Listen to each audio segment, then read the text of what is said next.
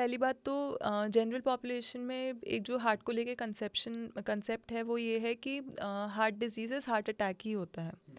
तो हार्ट की बीमारियाँ और भी प्रकार की होती हैं। हार्ट अटैक का मतलब है कि हार्ट हमारी एक पंपिंग मशीन है, एक तरीके से समझा जा सकता है। एक स्पेशल मसल है जो बॉडी से ब्लड रिसीव करती है, उस ब्लड को लंग्स में फेंकती है। लंग्स उस ब्लड के अंदर ऑक्सीजन दे देता है और फिर हार्ट को वापस दे देता है। फिर हार्ट पंप करके पूरे बॉडी को वो ब्लड सप्लाई कर देता है। तो इस प्रकार से हार्ट एक पंपिंग मशीन की तरह काम करती है जो बॉडी से दूषित ब्लड, डीऑक्सीजनेटेड ब्लड लेती है और वापस बॉडी को ऑक्सीजनेटेड यानी कि अच्छा ब्लड दे देती है, प्योरीफाइड ब्लड दे देती है।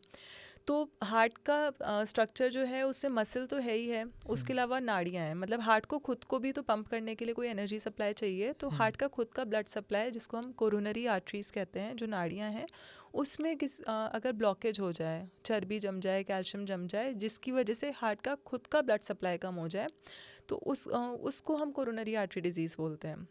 ओवर टाइम ये धीरे धीरे बढ़ रहा है और पेशेंट को चेस्ट पेन होता है कोई भारी काम करने पे, एक्सर्शन करने पे, तो उसको हम एंजाइना कहते हैं।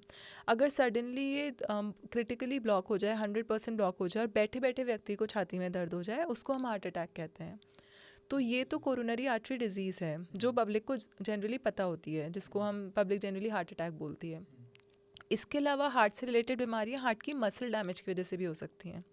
मसल डैमेज हार्ट अटैक से भी हो सकता है कि एक अचानक ब्लड सप्लाई बंद हुआ और वो एरिया जो उस ब्लड वेसल से सप्लाई होता था वो परमानेंटली डैमेज हो गया।